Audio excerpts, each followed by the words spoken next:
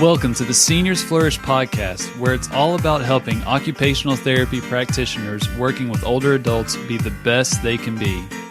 And now your host, Mandy Chamberlain.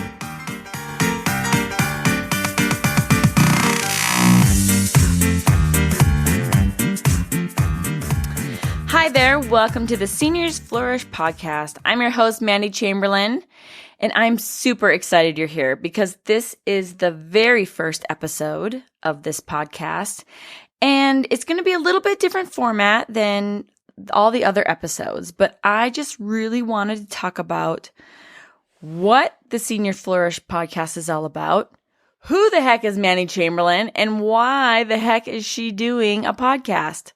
So let's kind of just go through all those little scenarios. So basically, Seniors Flourish Podcast is kind of like off of my website, which is seniorsflourish.com. It is a website for occupational therapy practitioners looking for other information and resources and tips. And I even have some videos on there.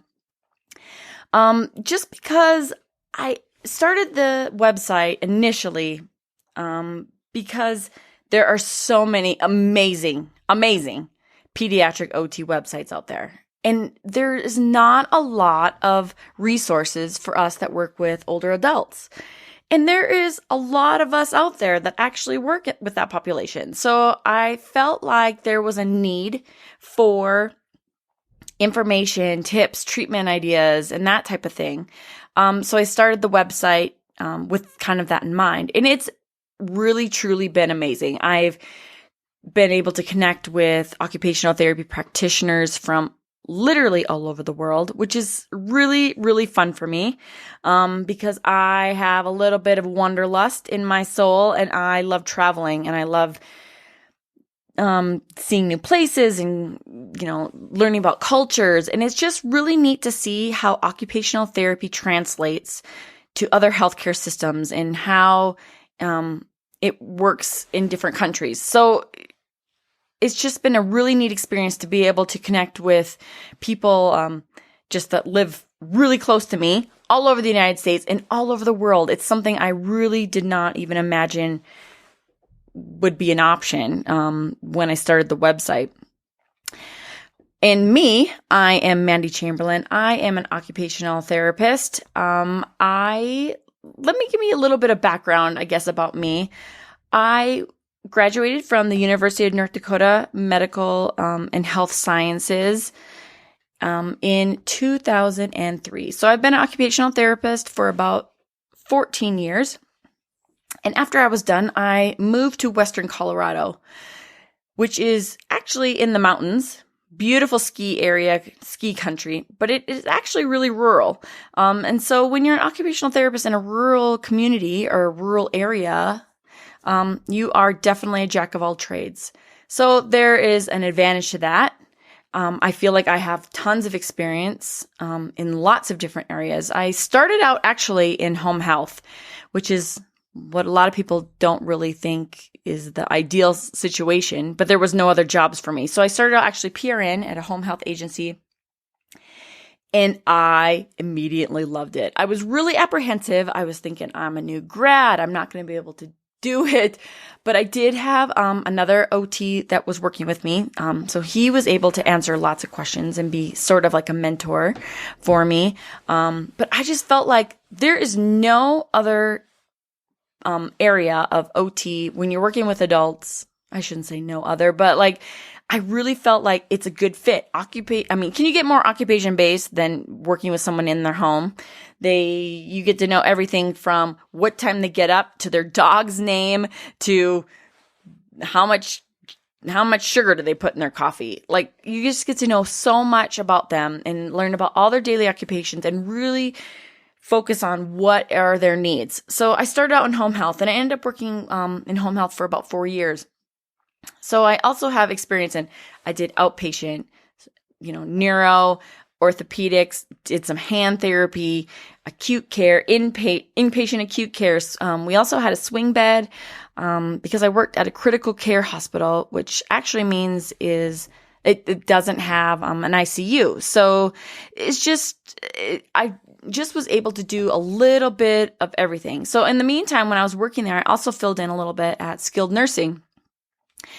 But I've always really enjoyed the older adult population. And the reason why is because I grew up in a sandwich generation. After my grandmother passed away, my grandfather lived with us. We called him Gramps. He lived like in a little shack. We called it the shack on our property. We lived on a 10-acre, my parents still live there, a 10-acre property. And we put a little like modular home on our property. So it was close enough where we could go there every day. He'd have his own space, but he was close and we could help with medications and bills and all those things that people need when they need a little bit more support.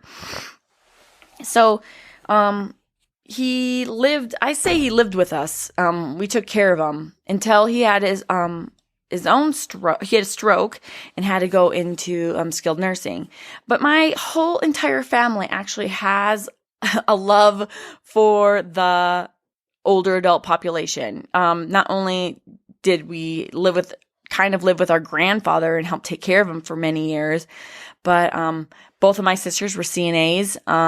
I obviously have kind of delved into the older adult population kind of specialty of occupational therapy, and both of my parents have volunteered at nursing homes. We just have this really this big connection with the older adult.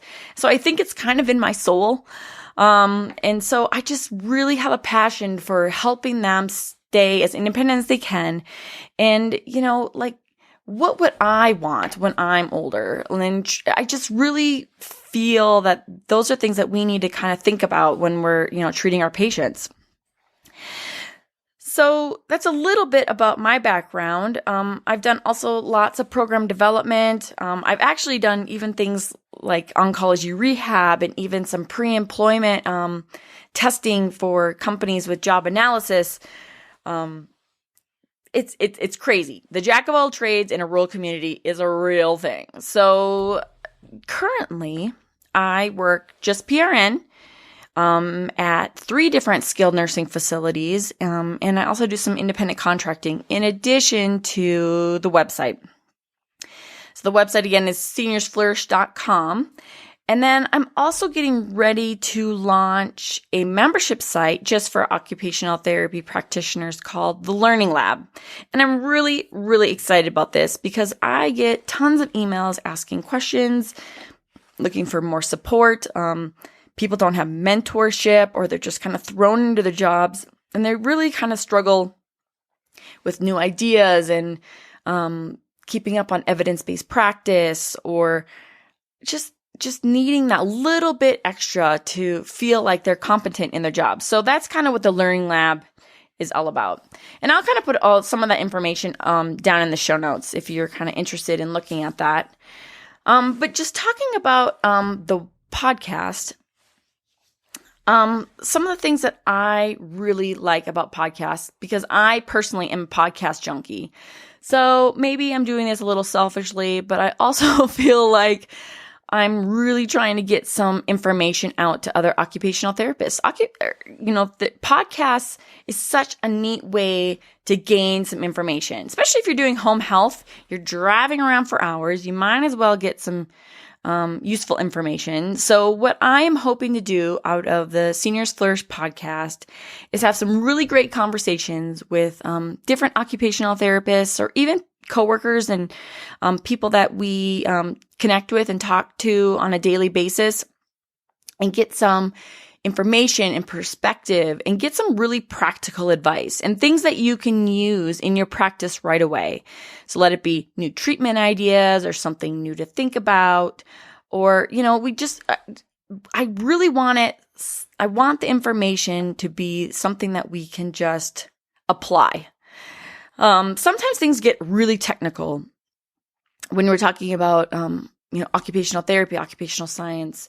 I love research. I love reading research, which probably isn't the norm, which actually makes it good for me to have a website, because I love digging in, finding out what's current, what's new, what's working, what's not. And I feel like that's something I can, provide to all my listeners and all my readers. So typically the episodes will kind of be, mostly interviews. I want to talk about different topics, current articles, different research, things that are in the news, anything that I think would be applicable to an occupational therapy practitioner. So let you be a occupational therapist, occupational therapy assistant, a student, or anybody that's really just interested in occupational therapy. I'm really hoping that this podcast can have some really good information that you can use right away. But I also want it to be your podcast. I want to know what's helpful to you or what kind of topics that you want to hear. I can think of 100 topics that I think would be interesting, but also I've been practicing for 14 years and I work in a rural community.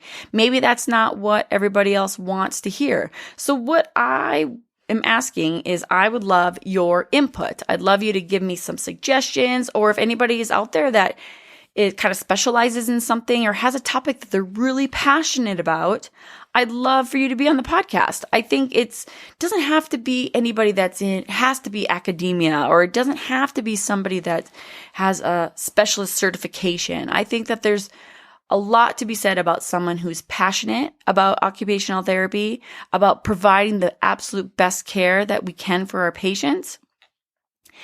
And those are the conversations that people want to hear. We want things that we can use. We want things that we can apply. We want things that, that are currently going on in the OT world. So if you have any input, I would invite you to head over to seniorsflourish.com /podcast. And I have a little form on there, and you can put some suggestions and ideas, and it'll email to me. Or if you have any questions about it, I honestly, genuinely appreciate any kind of feedback. So a couple things to look forward to on the podcast. I have a couple people already lined up to listen to with some really great topics, and I'm really excited about. So the first one that I'm going to be talking to is Sarah I'm going to totally butcher her last name, Stromsdorfer. She's an occupational therapist, and she blogs over at myotspot.com, which is really a cool website. She has tons of information, lots of really good resources, and she's been an occupational therapist for a few years, so she has kind of a really neat perspective because she's already practicing, but she is really currently been a student. So she has some really great advice kind of for that transitional period between student and new practitioner.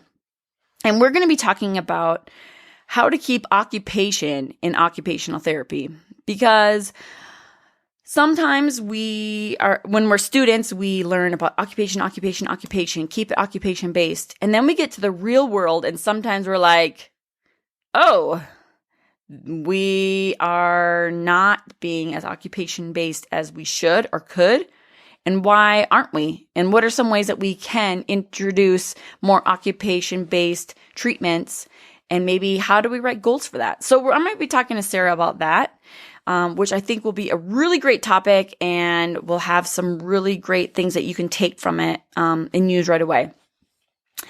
Someone else that I have lined up and that I'm going to be talking to is Deborah Davidson. And you might be familiar with her because she blogs for todayinot.com. They have a huge Facebook following, and they have a really awesome website at todayinot.com. And she also has her own website called I just tortured that. AuthenticOT.com. And so we're going to talk about being an authentic OT in a world of productivity. I actually reached out to her initially because she had written a blog post for Today in OT about productivity and kind of like challenging that and seeing like, what do we do about it? And how, what is that to our profession? How does that affect our profession? And So I reached out to her about that, to have a conversation. And we had a really great phone conversation about that. And we were like, we need to spread this information out to everyone. So we're going to be talking about being an authentic OT in the world of productivity. So I'm actually really excited about that conversation. So look forward to that. So I guess in closing, I'm just very, very thankful that you are all here to listen to the Seniors Flourish podcast. And like I said, I really want it to be about you and what is important to you. So I'd love your feedback. But one of the most important things that I actually am going to ask you to do is to subscribe. Subscribe to this podcast in, iTunes or Stitcher or Overcast or any of the podcast system apps that you use. It's really important because you don't want to miss an episode, but also it kind of gives me some feedback on who's listening, so I can make sure that I'm making podcasts and providing information that is applicable to you. So anyway, that is my first episode, and I look forward to hearing from all of you. And of course, as always, if you have any questions or comments or any suggestions for podcasts, I'd love it if you head over to seniorsflourish.com/podcast and give me some feedback. All right. Thanks so much for listening.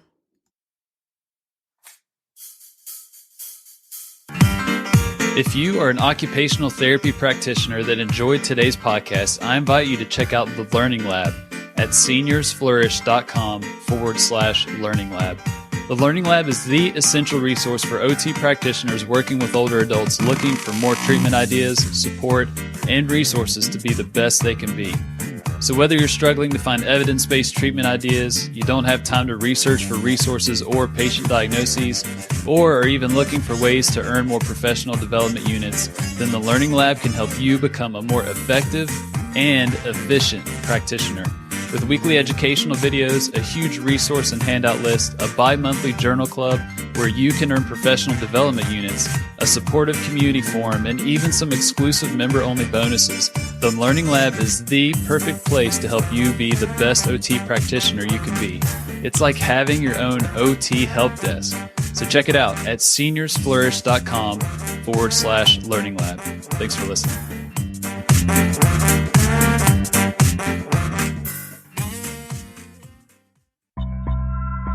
This podcast is brought to you in partnership with the Senior Rehab Project at seniorrehabproject.com.